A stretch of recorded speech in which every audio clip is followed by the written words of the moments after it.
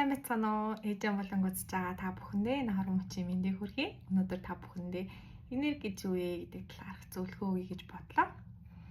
За нэг гэх юм бол орчлон ертөнд бидний амьдарч байгаа дэлхий, хот гариг хэрэгсгээд бүгд энергийн бөөгнөрлөөс бүтсэн байгаа. Та өөрөө ч гэсэн энергийн бөөгнөр шүү дээ.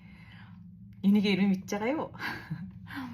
За таны ингээд эдээс эргэтэн бүхний молекулын төвшөнд бүр ингээд хараад яг юунаас бүтсэн бэ хүний бие гээд бүр судалгаа шинжилгээ байдаг. Ингээд харах юм бол та ингээд энергийн бөөгнөрлөөс ингээд эрчим энергиэс ингэж бүтсэн гэдгийг хүртэл шинжилгээ ухаанаар хүртэл баталсан байгаа. Тэгэхээр та өөрөө бас энерги бахны. Тэгэхээр яах нь энерги юм чинь таны амнаас гарч байгаа үг бүхэнтэй бас энерги болж хүнд хүрдэг ах нь үгээр хүнийг хүлжүүлэн амьдруулж болно гэдэг шиг. Тэгэхээр та ойлгосноо таны амьдарч байгаа орчлон ертөнд та өөрөө бас энерги авах. Тэгэхээр энерги хэрхэн яаж зүг болох вэ? Хэрхэн яаж сөрөг болох вэ гэдэг бас танаас өөрөөс чинь шалтгаалж байгаа. Энерги хизээч алга болтгоо. Энерги харин хувьсан өөрчлөгддөг. Жишээ нь бол та анх бүртгэдэг ч гэсэн бас нэгэн энерги буюу сүнс гэж ярьж байна. Сүнс шүү дээ. Энерги гэж яриад байгаа чинь. Таны нэгэн энерги буюу сүнс тэ аав ээжийнхаа эстэй нийлээ нэгэн амьд байдгалыг битээлээ. Тэгээд явсаар хөхтэй таны биенээс тэ таны бие өгөхөд тэр энерги маань таны биенээс дахин гарч дараа төрөл буюу тэгээ дээшээ явбал доошоо явбал эсвэл дараа төрөлийг олох нь болоод дахин ингээл тойрогт ороод ингээл яваад байдаг байна. Тэгэхээр энерги рөөс остож алга болдог байна. Та ч гэсэн урд наснд аюу байсныг би мэдэхгүй байна. Гэхдээ ямар нэгэн хүн ч байсан байж болно, амьтан ч байсан байж болох юм.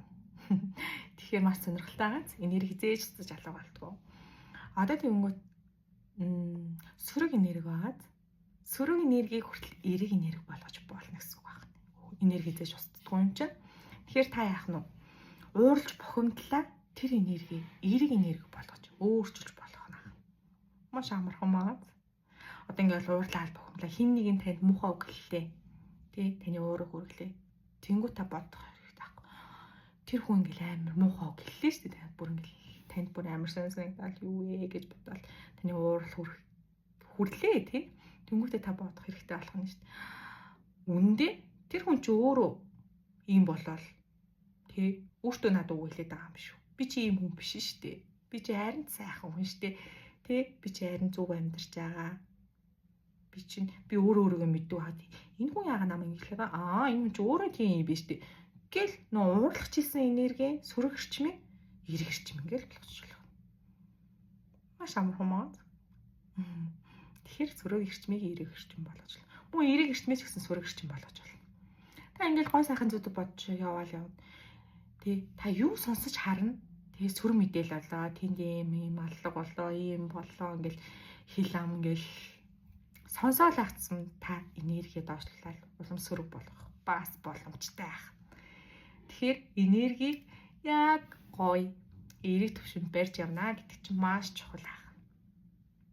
Та бүхэн сайн ойлгосон баг тий? Би та ч гэсэн бас бүгд энергийн бөөгнөрөл буюу бүгд нэг энерги. Орчлон ертөнд тэр чигээрээ энергийн бөөгнөрөл байх. Тэгэхээр та энерги өндөр түвшин сайхан байхын тулд гой сайхан зүйлийг сонсч үзэж харах хэрэгтэй. Намнаасаа гарч байгаа үг болгонд анхааралтай байх хэрэгтэй байна. Таны доторх эд эрхтэн бүр өвчин хүртэл бас нэг энерги байна. Тэгэхээр яах нь вэ? Өвчнөө хүртэл та сайхан гоё үг хэлж, гоё энергиэрээ шингээгээд та өөрийгөө бас хэмжилж болох байна. Маш амархан мод. Хорт авдар хүртэл одоо таны гомдлуур бухимдлээ сөрөг эрчмээс үүсэж ингээд танд олон жилийн турш хатгалагдаж явсаар агаад таны биед өвчин болж гарч ирээд бүр хорт авдар болж гарч иж байна гэсэн үг байна. Тэгэхээр яах нь та өөрийгөө эдгэж ангааж чадах байна. Таны бүх хүч танд өөр чинь байгаа гэсэн байна. Тэгэхээр та л өөртөө итгэж, өөртөө гой сайхан үг гэлж, өөрийгөө хайрлаж байсан цаг та энерги өндөр түвшинд авч явж чадна. Таны энергитэй эрчим эерэг байхцмаа таны ажил үйлс бүтэмжтэй сайхан байж, амьдралтай нь хүртэл сайхан байж, аж аргалтай дүүрэн сайхан амьдрах нь байна. Сөрөг бүхнээс хоолой, сөрөг хүмүүсээс харилцаагаа тасал. Тэгээд тийм зүйл сонсохгүй, харахгүй, бүр амнаас уунахчгүй бай. Тэгэл гой сайхан зүйлсийг харж яар, мэдээж амьдрал тиймэрхүү зүйлс тохиолдохгүй ахын. Тэр үеийг даван туулж гар, тань тийм хүч дотоод нөөц болцоо танд байгаа. Тиймээс өөртөө итгээрэй. Энерги өндөр түвшин дээрж гой сайхан зүйлсийг харж үзэж сонсож яваарай. Өөрийгөө гол нь хайрлаарай. Хэцүүлээ дөө. Энерги гэдэг юм зүйл ахын таавал энергийн бөөнөр шүү. За өнөөдрийн зөвлөгөө маань ингээд дуслаа. Дараагийн дугаар хүртэл түр баяртай.